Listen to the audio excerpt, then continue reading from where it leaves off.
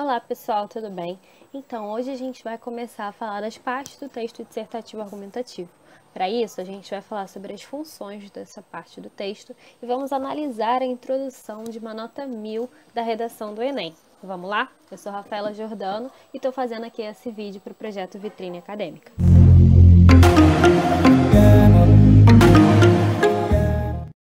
Bom, gente, para começar, eu já lembro aqui a vocês que quem não tiver visto o vídeo texto dissertativo argumentativo ou o vídeo gêneros e tipos textuais, é indicado que você veja para que você entenda quais são as funções do texto dissertativo argumentativo, que é uma argumentação ou uma exposição, que eu vou citar ao longo do texto do vídeo de hoje e dos próximos vídeos também, quando a gente fala sobre desenvolvimento e a conclusão. Então, a gente tem que pensar que quais são essas funções do texto dissertativo argumentativo na parte da introdução, né? Se a gente lembrar, a gente tem a introdução como logo o primeiro parágrafo, vai ser o primeiro contato obrigatório, no caso do Enem, já que não pede um título, com o nosso leitor. Então, a gente tem que aparecer, algumas coisas têm que aparecer nesse nosso parágrafo. A primeira delas é contextualizar o tema. A gente tem que situar o nosso leitor sobre o que nós vamos falar. Então, é importante que vocês coloquem o seu tema, o assunto, o tema da prova, tudo bem? A apresentação da tese é algo também fundamental e obrigatório, tá? A tese é basicamente o posicionamento que você vai defender ao longo do seu texto. E é importante que você coloque para que você situe o leitor sobre qual vai ser o caminho argumentativo que você vai trazer e também para mostrar ao corretor e ao leitor que você teve um projeto de texto, então você planejou a sua argumentação. Para isso, o encaminhamento argumentativo é legal também de ser colocado. É basicamente você colocar a ordem dos argumentos que você vai apresentar no seu desenvolvimento, que são os pelo menos 2 parágrafos seguintes. Além disso, mais relacionado com essa contextualização do tema, você fará um recorte temporal e local. Então, no Enem, por exemplo, nós geralmente temos situações temáticas em relação ao Brasil. Então, você vai ter que colocar que esse tema, essa argumentação é em relação ao Brasil. Mas, Rafaela, eu posso colocar situações fora do Brasil para fazer uma comparação? Sim, mas você tem que lembrar que o foco é o Brasil e que você tem que argumentar favorecendo o seu ponto de vista. Obviamente a exposição vai aparecer ao longo do texto e mais para frente a gente vai ter um vídeo sobre isso, mas o foco é a argumentação, tudo bem? O temporal também é porque às vezes a gente tem no século XXI, na contemporaneidade, então a gente tem que fazer um recorte e para isso também a gente pode fazer alusões históricas a outros períodos históricos.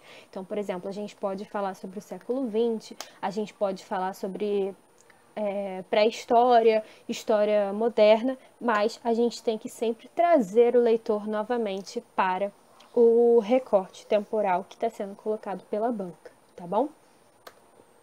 Para isso, e entender totalmente qual é a ideia que a gente tem que ter na introdução, eu trouxe então a redação da Ana Flávia Pereira, que foi uma das candidatas que conseguiu uma nota 1000 na edição de 2019. Para quem não lembra, a redação de 2019 solicitava participantes que falassem sobre a democratização do acesso ao cinema no Brasil. Então vamos lá ler a introdução da Ana Flávia. Na obra Brasil, uma biografia, as historiadoras Lilia Schwartz e Heloísa Sterling apontam ao leitor as idiosincrasias da sociedade brasileira. Dentre elas, destaca-se a difícil e tortuosa construção da cidadania. Embora o país possui uma das legislações mais avançadas do mundo, muito do que nela se prevê não se concretiza. Tal fato é evidenciado no âmbito da democratização do acesso ao cinema, tendo em vista que, apesar de brasileiros possuírem o acesso à cultura como direito constitucional, a ineficiência do Estado, associada a uma cultura de aceitação por parte dos brasileiros, faz com que a cidadania não seja gozada por todos de maneira plena. Então, gente, como eu disse, é uma redação referente ao ano de 2019, que tratou sobre a democratização do acesso ao cinema no Brasil. E aí aqui a gente vai separar um pouco sobre cada uma dessas funções que eu trouxe para vocês, né, em cada parte do texto. parte desse parágrafo da Ana Flávia. Bom, nesse primeiro trecho em verde, a gente consegue ver uma intertextualidade, um repertório sociocultural que a Ana Flávia está utilizando para começar a conversar sobre o tema, né? Ela está apresentando um posicionamento pertinente ao debate que ela vai introduzir, mas ela ainda não colocou o tema, né? Ela só colocou que existem algumas idiosincrasias na sociedade brasileira, como apontam as historiadoras. Logo depois, ela vai colocar a tese. Por que é a tese? Porque a gente está pensando sobre o posicionamento de vista da Ana Flávia. Embora o país possua uma das legislações mais avançadas do mundo, muito do que dela se prevê não se concretiza. Ou seja, aqui no Brasil, a gente tem uma legislação boa, mas ela não é feita, ela não é seguida.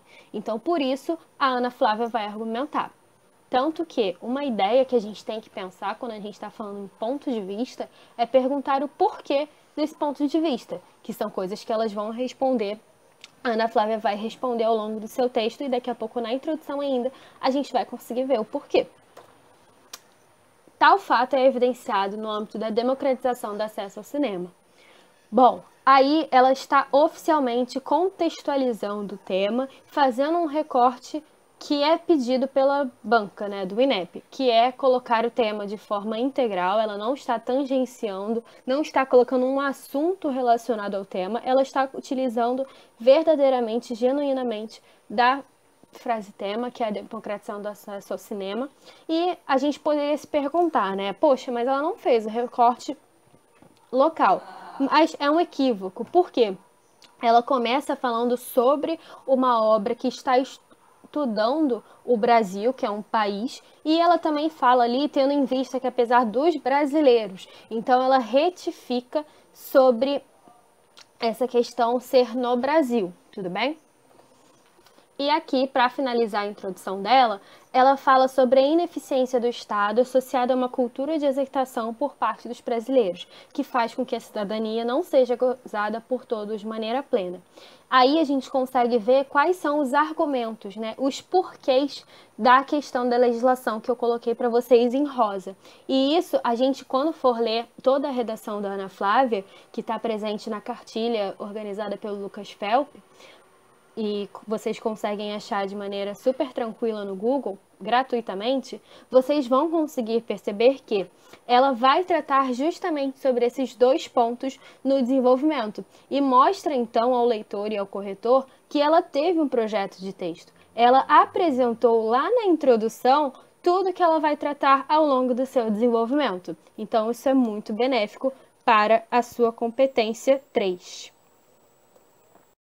Bom, para quem já me segue lá no Instagram, que é @rafaelajordanoprof, já deve ter visto até um vídeo meu sobre isso, mas aqui no Vitrine Acadêmica teve um diferencial porque eu analisei com vocês uma nota 1000, né? A introdução de uma redação nota 1000. Então eu espero que vocês tenham compreendido tudo. Caso vocês não tenham entendido ou tenham alguma dúvida, vocês podem me chamar no Instagram e eu espero ver vocês também por lá para que vocês consigam ver outras dicas sobre outros assuntos, tá bom?